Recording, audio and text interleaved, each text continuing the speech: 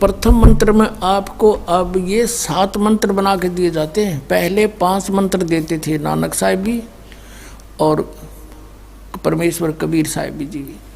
फिर ये है 5 नाम हैं जो हमारे कमलों में ये प्रधान बैठे हैं। मूल कमल में गणेश जी, स्वाद चक्र में सावित्री ब्रह्मा जी, नाभि कमल में विष्णु और लक्ष्मी जी, हृदय कमल में शिव पार्वती जी और कंठ कमल में ये दुर्गा जी।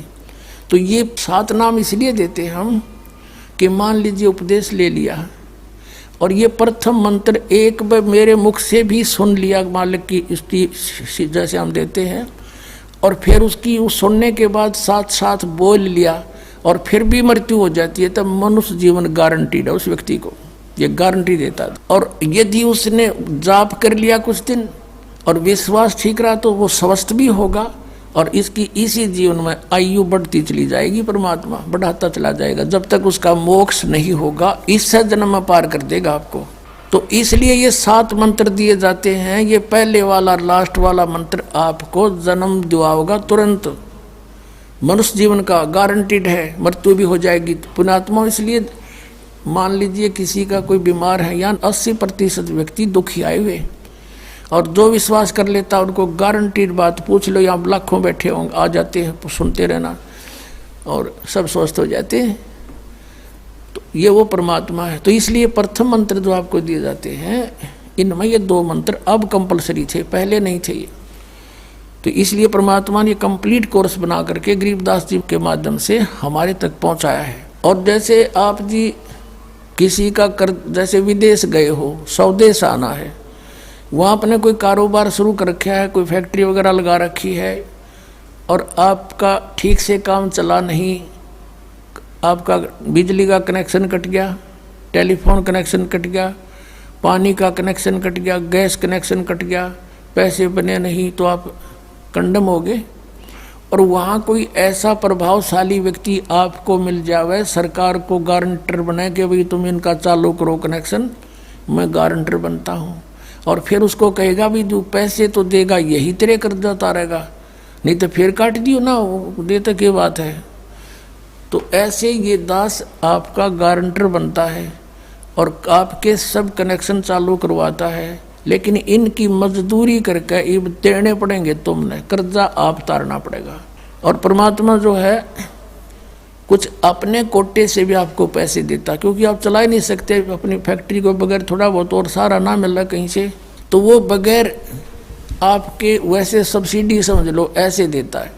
तो परमात्मा पहले आपको सब्सिडी देता है जिससे आप अपना काम चलाओ और फिर डट कर भक्ति करो, मर्यादा में रहो, आप धनी हो जाओगे, बहुत शीघ्र धनी हो जाओगे। बहुत कीमत है इन मंत्रों की। इन भगवानों के जो 5 प्रधानों से आपने मुक्त होना है, त्रिकुटी पर जब जा सको हो उस समय पहुंच पाओगे जब इनसे आप अपना नो डू सर्टिफिकेट ले लोगे। अब ये मंत्र जो 2 मंत्र फर्स्ट और लास्ट है इन 7 मंत्रों में, इसके साथ मिलने से ये मंत्र जो प्रथम जाप आप करते हो, इनका ऋण मुक्त हो जाने के बाद भी कुछ आपकी कमाई यदि बचगी तो इन 2 मंत्रों के प्रभाव से ये कन्वर्ट हो जाएगी आपकी सतलोक चालन वालिया में, इनमें से बच भी गई तय। और फिर जब आप यहाँ से प्रस्थान करोगे तो आपका अकाउंट, अब ये कहते हैं राधा स्वामी धन धन सतगुरु वाले, ये जय गुरुदेव वाले कहते हैं, हमारे गुरुजी तो कहते हैं हम तो सीधे त्रिकुटी से चलते हैं। यहाँ बताते हैं त्रिकुटी यहाँ नहीं है, त्रिकुटी इसके पीछे बैक में है, यहाँ पर जो नीचे से सारा ये तंत्र साथ मिला हुआ आता है, यहाँ है पीछे।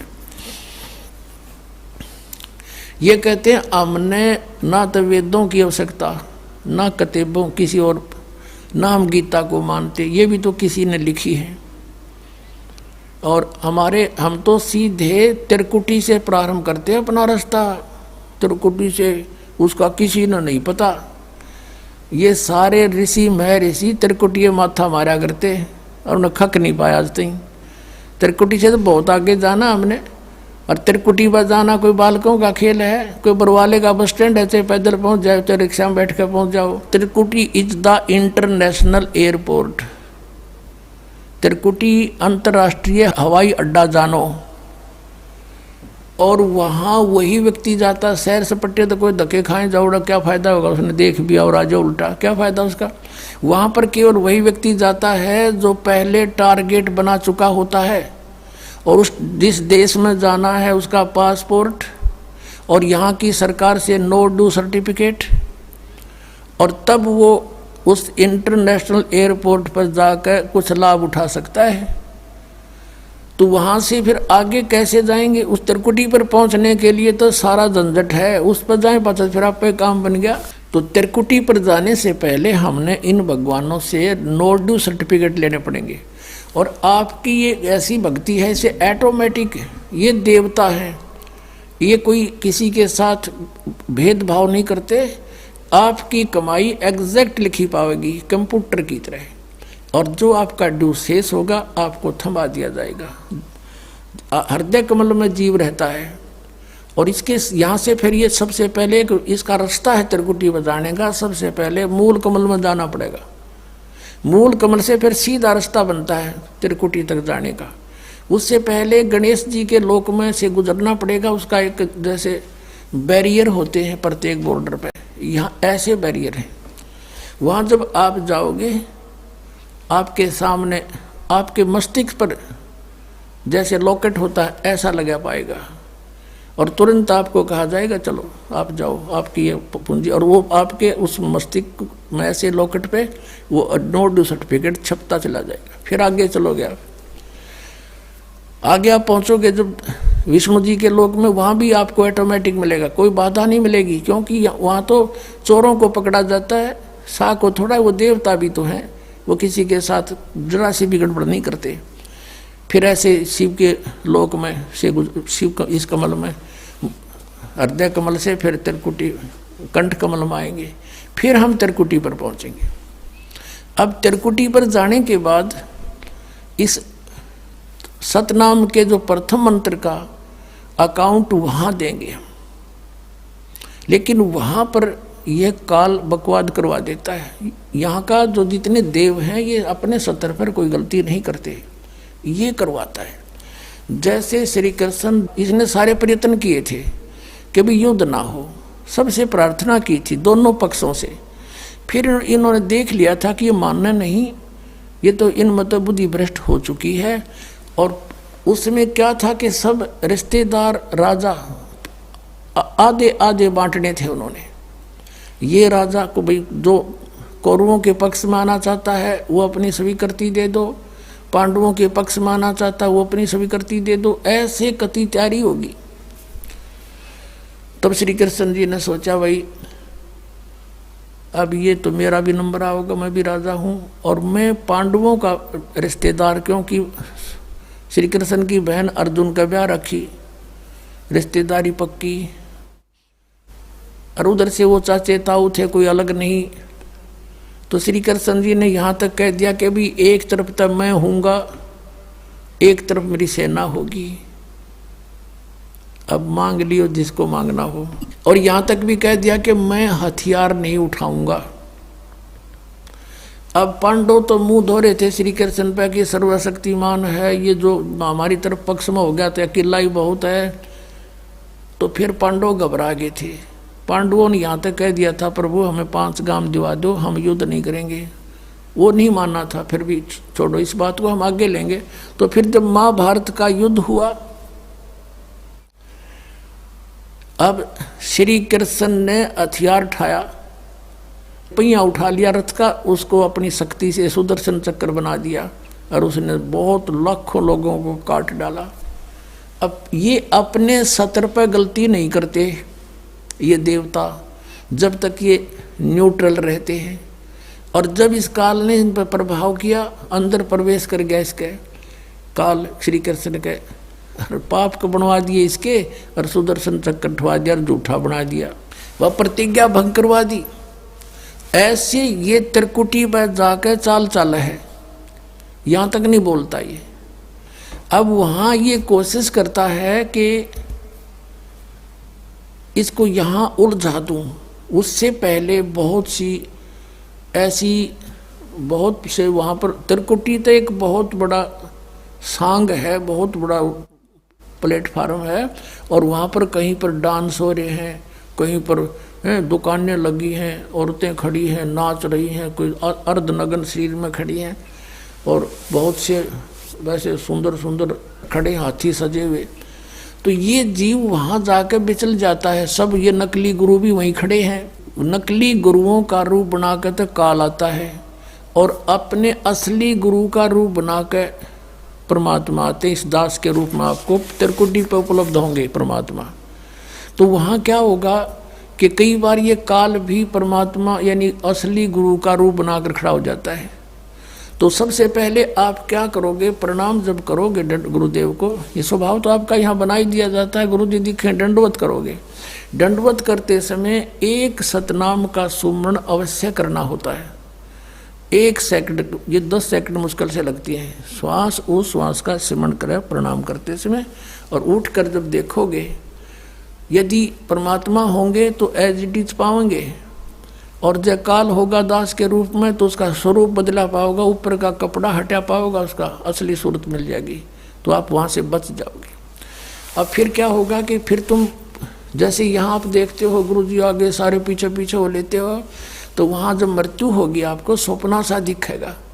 जैसे आप किसी ऑफिस में गए हो किसी कामवश, और वहाँ आपका काम फटाफट होता जा रहा है, नहीं होता है तो आप दुखी हो रहे हो, बार बार बैठ कर रो रहे हो, तो ऐसे ही चलेगा वो। तो वहाँ जाते ही जब आपको गुरुजी दिखेंगे, आप एकदम इसी स्वभाव से जो आपकी यहाँ रिहर्सल हो रही है, आपके अंदर जो आस्था कसक पैदा हो रही है, ये वहाँ काम आवेगी आपके। तो ये सब रिहर्सल यहाँ कराई जा रही है कि गुरु को परमात्मा जानकर ये सब क्रियाएं करो, तो वहाँ ये आपके काम आऊँगी, वहाँ अपने यूज होंगी ये सारी फार्मूले। तो जब आपको ये पक्का हो गया कि ये है गुरुजी, फिर आपको लेकर के धर्मराज के दरबार में परमात्मा जाएंगे इस दास के रूप में, और धर्मराज से कहेंगे जी इसका हिसाब कर दो, भगवान का आदेश है, आप लो अपना ये एक इसकी कमाई जो तुम्हारे सतर की वो प्राप्त करो। ओम नाम की कमाई और ये यज्ञों का जो बचा हुआ यहाँ पर योग हो गया सो हो गया यज्ञ, फिर भी बचे हुए भी आपको वहाँ देने पड़ेंगे कि आप अपना संभालो अपने सतर की। जैसा कि आपके संविधान में लिखा है, ये पवित्र वेद पवित्र गीता भगवान का संविधान है, इसके विरुद्ध जो कार्य करता है वो दोषी है, चाहे जज है चाहे बिना जज है। तो यहाँ का न्यायाधीश बहुत समझदार है, उसने वो सब समझता है। परमात्मा याद दिलाता है 18वें अध्याय के 66वें श्लोक में लिखा है, सर्वधर्मान परित्यज माम एकम शरणं व्रज। अपना अपने सतर की जो तुम्हारी है वो अपनी लो, इसकी पूजाएं और इसको छोड़ो, आगे चलेगा ये। तो वहाँ सतनाम के प्रथम मंत्र का जाप हम वहाँ देंगे, यज्ञ दे देंगे, फिर ये वहाँ से चलेगा। फिर वो आगे जागा तो पार ब्रह्म के लोक से हमने पार होना है। वहाँ पर सतनाम के दूसरे मंत्र की कमाई जो श्वास उश्वास से की हुई है, ये उसके दरबार में जाकर अक्षर पुरुष यानी परब्रह्म के लोक में जा करके उसको देंगे, वो आगे जाने अलाउड कर देगा। उसके 7 संग ब्रह्मांडों से पार होना हमने सहयोग देगा वहाँ से वो वहाँ तक जाने का, उस टैक्स के बदले में। अब यहाँ बताया है कि जे तू पढ़ा पंडित बिन दोई ना अक्षर दोई नावा, और पर्णवत नानक एक लंघाए जे कर सत समावा। अब ये 2 अक्षर का नाम जो सतनाम है, ये हमें भंवर गुफा तक पहुंचा देगा। भंवर गुफा है, जैसे अभी तक हमने 10 द्वार सुने थे, तो यहाँ परमात्मा ने गरीबदास साहिब जी के माध्यम से कहा है कि 12 मद मैल मठ बोरे बहुर ना दे धरे रे। वो तो 12वें द्वार को पार करके है वो मठ, वो स्थान, वो ठोड़ ठिकाना। फिर जहाँ जाने के बाद बहुर ना दे धरे रे, फिर दोबारा जन्म कभी नहीं होता। एक 10वां द्वार तो इस शरीर से निकलना है। ये शरीर और एक ब्रह्मांड एक है, इससे निकल गया। कई योगी देखे यहाँ से शरीर फोड़ जाते हैं, यहाँ एक काग बोलते हैं इसको, स्थान को काग। छोटे से बच्चे को आप देखोगे नरम नरम स्थान होता है, वो कई बार नीचे हो जाता है तो उसको एक देसी इलाज से ऊपर उठाते हैं हाथ से, तो इसको फोड़ के वो बाहर निकल जाते हैं। वो कहते हैं जिसकी मृत्यु यहाँ से हुई हो ना, उस योगी को कहा करते इसने ब्रह्मांड फोड़ दिया। ब्रह्मांड फोड़ दिया, केकला तोड़ दिया। ब्रह्मांड के बीच में, प्रत्येक ब्रह्मांड के बीच में वैक्यूम प्लेस है, खाली स्थान, बहुत लंबा चौड़ा। ये फिर वहाँ धक्के खाएं जाओ, उसका वहाँ के चक्कर काटें जाओ, ठंडी ठंडी इसमें लगती रहे, और वहाँ इसकी कमाई पूरी हो जाएगी, फिर वापस नरक में। और फिर 21 ब्रह्मांड का भी एक ग्रुप है, चारों तरफ से एक अंड आकार है, और 21वें ब्रह्मांड का कनेक्शन जो है उसके चारों तरफ भी फिर खाली स्थान है, और वहाँ से सीधा एक 11वां द्वार है, वो अक्षर पुरुष के लोक में प्रवेश होता है, 7 संघ ब्रह्मांडों का। वो 7 संघ ब्रह्मांड भी चारों तरफ से एक तरफ बंद हुए हैं, पैक हैं, और बीच में अलग अलग डिवाइड हैं, वो अलग हैं।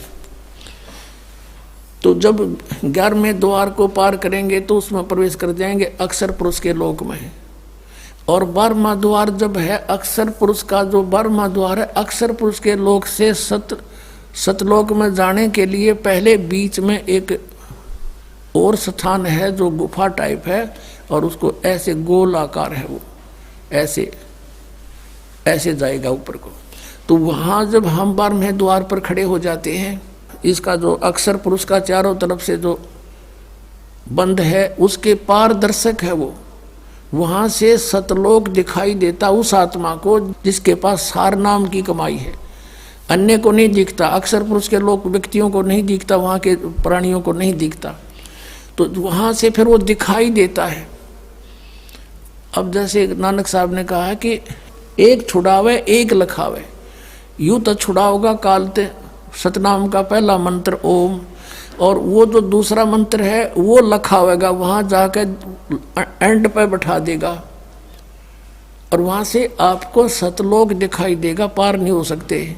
सार नाम है जिसके पास, तो फिर वो आगे उस भंवर गुफा से पार करके, और फिर आपको 12वां द्वार पार करके तब परमात्मा का वो मठ है, वो स्थान है, सतलोक है, जहाँ जाने के बाद साधक फिर लौट के कभी संसार में नहीं आते। तो इस प्रकार ये अर्थ तो ये था 18वें अध्याय के 66वें श्लोक का। ये बालक के जाने, संस्कृत के जानने वाले विद्वान पाक रहे थे, इनको कख नहीं पता था, अनृत कर डाला इस अनमोल सदग्रंथों का।